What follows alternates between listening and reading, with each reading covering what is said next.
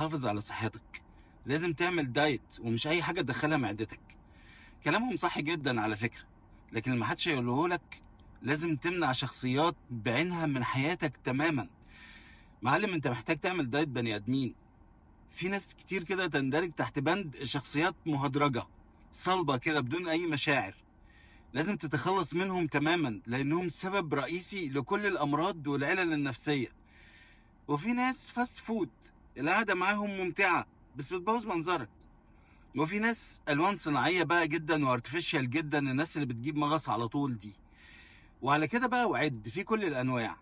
حاول تخليك مع الشخصيات الطبيعية.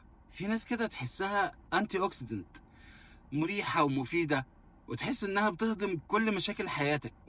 تحس انهم كوباية مية باردة من البشر بعد حر الناس. لو قدرت تعمل كده كل حاجة بقى في حياتك، تفكيرك وشغلك وصحتك، كل حاجة هتتظبط.